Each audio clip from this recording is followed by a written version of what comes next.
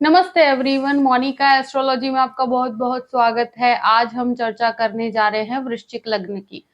वृश्चिक लग्न वालों के लिए दिसंबर का महीना किस प्रकार की परिस्थितियां लेकर आ रहा है और कैसे हमें पूरे ही महीने को प्लान करना है, ये हम जानने की कोशिश करेंगे।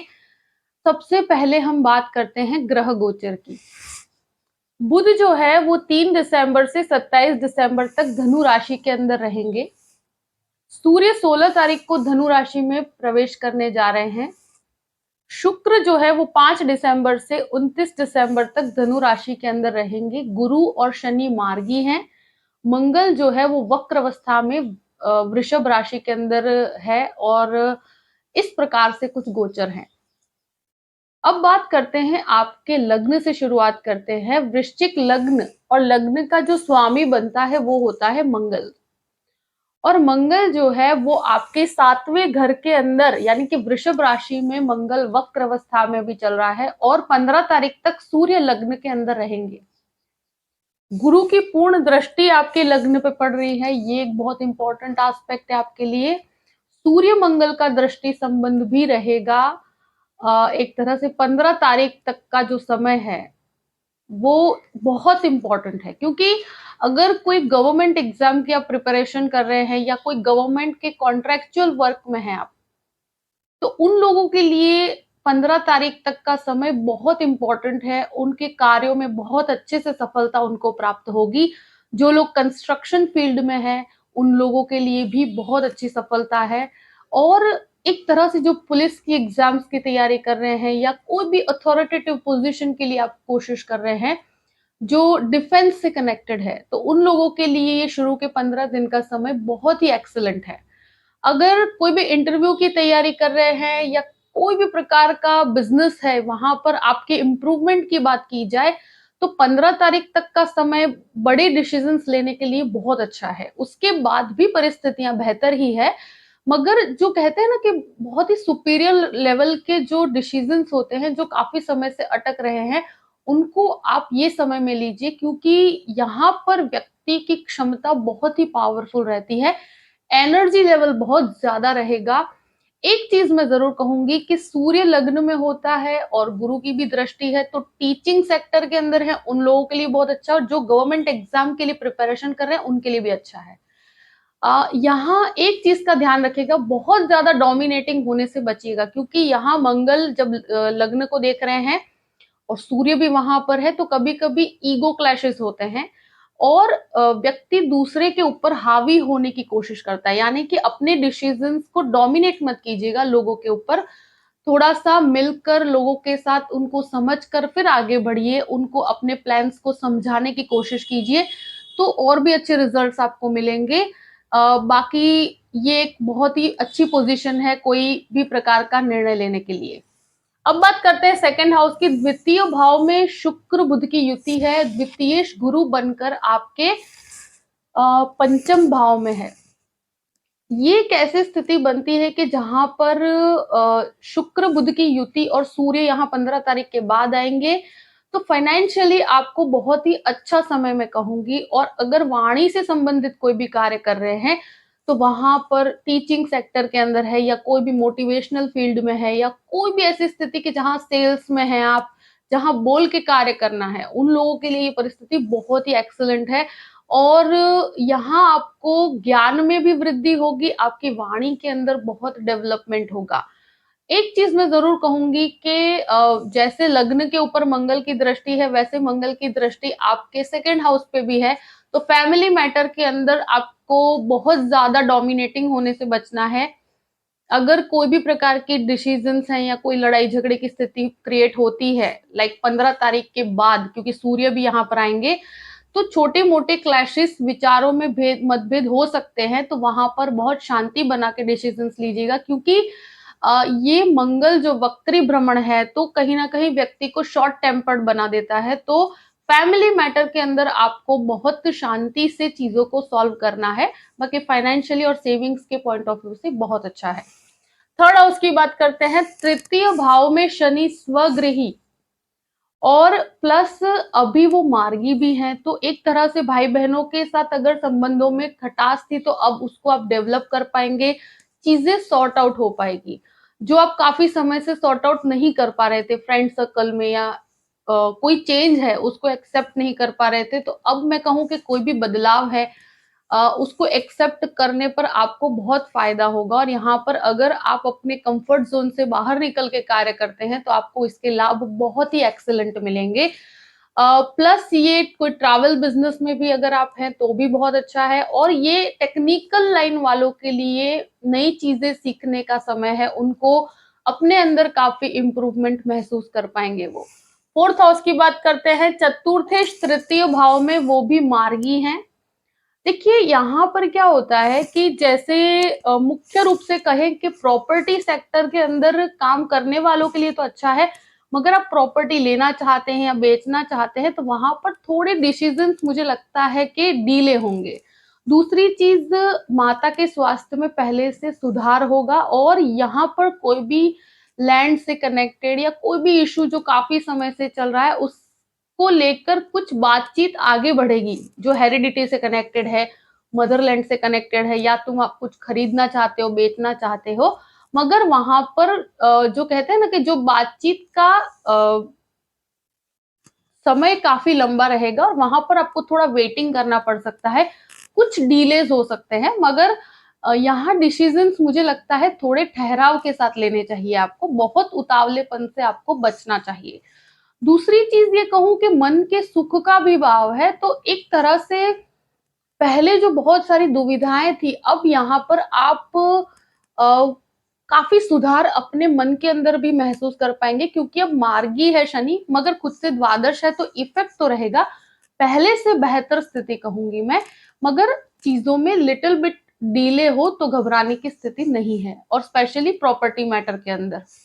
अब बात करते हैं पंचम भाव की। पंचम भाव में गुरु जो है वो खुद के घर में बैठे हैं। अब गुरु का भ्रमण मार्गी हो चुका है, और ये एक तरह से एजुकेशन सेक्टर वालों के लिए बहुत अच्छा है, जो लिटरेचर के अंदर हैं, जो भी स्टूडेंट हैं, और मैंने पहले भी कहा कि जो गवर्नमेंट एग्जाम की प्रिपरेशन कर रहे हैं, उनके लिए भी बहुत अच्छा है। टीचिंग सेक्टर के अंदर है, तो भी बहुत अच्छा है, और एक तरह से आपके रुके हुए कार्यों में एक संपन्नता आएगी, और जो कहते हैं ना कि जो लाभ की प्राप्ति आप चाहते हैं, वो हो पाएगा।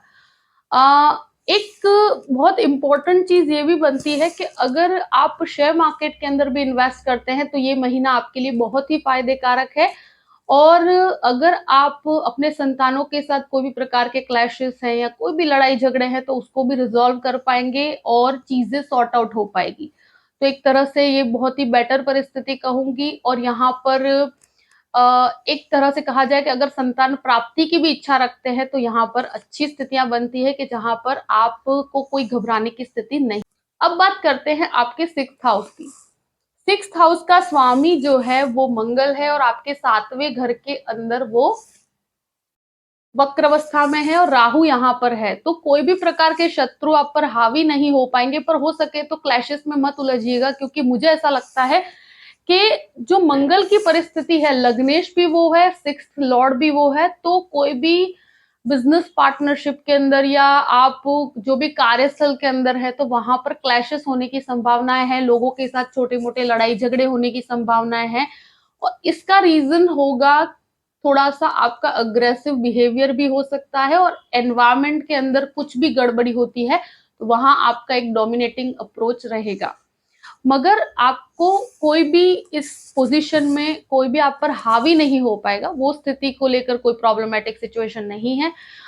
हेल्थ की बात करते हैं, तो देखिए, स्टमक रिलेटेड कोई भी प्रॉब्लम है, पेट से कनेक्टेड कुछ भी इश्यूज है, ब्लड प्रेशर से कनेक्टेड कुछ भी इश्यूज है, तो उसको बिल्कुल लाइटली नहीं लेना है, और स्पेशली स्किन रिलेटेड भी इशू है, अगर आपको है तो उसको आपको प्रॉपर ट्रीटमेंट लेने की जरूरत है। अगर एक तरह से कहा जाए कि लोन्स की बात करते हैं, तो लोन्स को लेकर मैं एक ही चीज कहूंगी कि यहाँ प्लान करके लिया जाए तो कोई घबराने की स्थिति नहीं है। मंगल वक्रावस्था में है, तो थोड़ा प्लानिंग के साथ आगे बढ़ेगा, क्योंकि ये कभी कभी व्यक्ति को ऐसे लोन्स में भी डाल देता है कि जो पे ऑफ करने में बहुत प्रॉब्लम्स होती है, तो थोड़ा अपनी कैपेसिटी के हिसाब से लीजिएगा, तो प्रॉब्लमेटिक सिचुएशन नहीं है। यहाँ पर बहुत बड़े रिस्क लेने से आपको बचना चाहिए।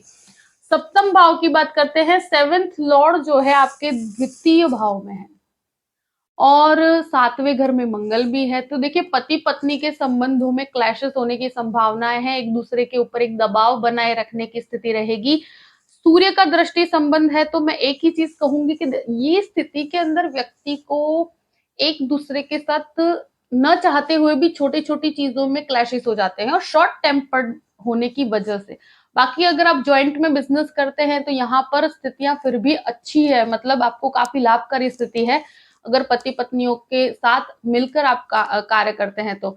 और यहाँ पर बहुत बड़ी अभी कोई पार्टनरशिप या कोई भी नई पार्टनरशिप में पड़ने से बचना चाहिए। ऑलरेडी अगर पार्टनरशिप में है तो फिर आपको थोड़ा संभल के रहने की स्थिति है, क्योंकि यहाँ पार्टनर्स के बीच में क्लैश होने की संभावना इस महीने बनती है और मंगल 7वें घर में ही वक्र अवस्था में है, तो इन चीजों का ध्यान रखना पड़ेगा। बाकी यहाँ पर एक तरह से कहा जाए कि जो भी कंस्ट्रक्शन बिजनेस में है उनको काफी अच्छा फायदा, अच्छा बिजनेस प्राप्त होगा। खाने पीने के बिजनेस में है उनको भी बहुत अच्छा फायदा होगा, और प्लस जो भी गवर्नमेंट कॉन्ट्रैक्चुअल वर्क करते हैं उन लोगों के लिए भी एक्सीलेंट पोजीशन है। बिजनेस में, पैसों में, कार्य में बढ़ोतरी होगी, तो उसको लेकर बहुत अच्छा है। मगर आपको अपने जो कार्य पद्धति है वहां पर बहुत पीसफुल होकर चलना पड़ेगा, तो आपको इसके लाभ और भी ज्यादा मिलेंगे।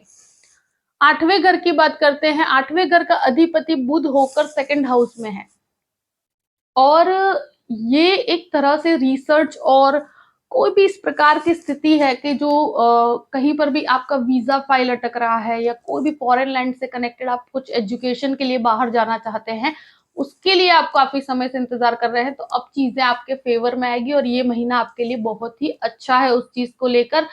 प्लस जो लोग फाइनेंस या कहते हैं कि इंटीरियर डेकोरेशन इस तरह के कोर्स करना चाहते हैं तो उन लोगों के लिए भी बहुत अच्छी परिस्थिति है। नवम भाव की बात करते हैं। नवम भाव पर गुरु की पूर्ण रूप से दृष्टि है, मार्गी दृष्टि है, शनि की भी दृष्टि है, तो ये आध्यात्मिकता में काफी बढ़ोतरी करता है। और यहाँ आप कोई भी आध्यात्मिक यात्रा करना चाहते हैं तो भी ये महीना बहुत ही सपोर्टिव है। और ये एक तरह से कहूं कि भाग्य का सपोर्ट जो काफी समय से प्राप्त नहीं हो रहा था, क्योंकि यहाँ पर कहीं ना कहीं बाधा आ रही थी, अभी ये महीने आपको भाग्य का सपोर्ट बहुत ही अच्छी तरह से प्राप्त है। जो लोग मास्टर्स करना चाहते हैं और स्पेशली जो लाइक बीएड करके आगे पढ़ना चाहते हैं, कोई टीचिंग सेक्टर के अंदर आगे बढ़ना चाहते हैं, लिटरेचर में आगे बढ़ना चाहते हैं, प्लस जो भी लॉ के फील्ड में आगे बढ़ना चाहते हैं, जज का एग्जाम देना चाहते हैं, पीएचडी करना चाहते हैं, उन लोगों के लिए ये महीना बहुत ही अच्छा है। ऐसे डिसीजंस आप अगर लेना चाहते हैं तो इस महीने ले सकते हैं, तो भाग्य का भरपूर सपोर्ट आपको प्राप्त होगा। 10th हाउस की बात करते हैं। 10वें घर का अधिपति खुद केंद्र में है और फिर सेकंड हाउस में, जो खुद मतलब फाइनेंशियल पोजीशन को दिखाता है, तो एक तरह से आपके फर्स्ट 15 दिन जो है, जो सूर्य लग्न के अंदर है, वो बिजनेस पॉइंट ऑफ व्यू से बहुत अच्छा है। सुपीरियर्स के साथ बहुत अच्छे अच्छे एक तरह से आपके बड़े बड़े डिसीजंस जो होंगे वो काफी प्रोमिनेंट होंगे। अगर आप कोई भी डिसीजन लेते हैं, कोई बदलाव भी करते हैं तो एक्सेप्ट कर सकते हैं, कोई घबराने की स्थिति नहीं है। कोई नया कार्य शुरू करना चाहते हैं, बहुत अच्छा समय है। और इवन 15 तारीख के बाद भी जो सेकंड हाउस में है, तो वहां पर शुक्र बुध और सूर्य की युति बनती है जो लाभेश के साथ है, तो एक तरह से आपको लाभ और अनएक्सपेक्टेड गेन्स भी लेकर आएंगे। आपके जो कहते हैं ना कि आपके स्तर के, आपके ज्ञान में वृद्धि होगी, आपकी इनकम में वृद्धि होगी। ये महीना बहुत ही पॉजिटिव है, प्रोमिनेंट है। 11वें घर की बात करते हैं। 11th हाउस यानी कि लाभ का स्वामी पूर्ण रूप से पूरे महीने के लिए सेकंड हाउस में है। जो भी कार्य करेंगे वहां पर आपको फाइनेंशियली बहुत अच्छे लाभ प्राप्त होंगे। कुछ ज्वाइंट बिजनेस के अंदर आप बड़े भाई बहनों के साथ या छोटे भाई बहनों के साथ भी ज्वाइंट में बिजनेस कर सकते हैं, ऐसी स्थितियां भी बनती है। तो वहां पर एक दूसरे के साथ सीखने की वृत्ति रखिएगा। बहुत बड़ा एक चीज मैंने कहा कि यहाँ डोमिनेटिंग अप्रोच को लेकर नहीं चलना है, लोगों को सुनकर उनके व्यू पॉइंट्स को भी समझना है और फिर अगर आप डिसीजंस लेते हैं तो बहुत अच्छा है। क्योंकि जब सूर्य लग्न में हो, मंगल वक्र अवस्था में, वो भी आपका लग्न का स्वामी है, व्यक्ति को बहुत जिद्दी बना देता है। वो किसी के हिसाब से नहीं, वो अपने हिसाब से कार्य करता है और वहां पर लोगों के साथ विरोध हो जाता है। तो हमेशा ये अप्रोच के अंदर ये चीज का हमेशा ध्यान रखना चाहिए कि हर एक के व्यू पॉइंट्स को आप सुनकर और फिर सब के साथ लेकर अगर आप आगे बढ़ेंगे तो आपका हर तरह से कार्य इजीली संपन्न होगा। तो इस चीज को ध्यान में रखते हुए आगे बढ़िए। क्योंकि लग्न में सूर्य व्यक्ति को ईगो देता है, कभी कभी व्यक्ति अपने हिसाब से कार्य करता है, तो ऐसी चीजें रहती है, तो थोड़ा आप संभल के रहिएगा और बहुत ही शांति से आप चीजों को डील करिए, तो इसका लाभ और भी दुगना होगा आपको।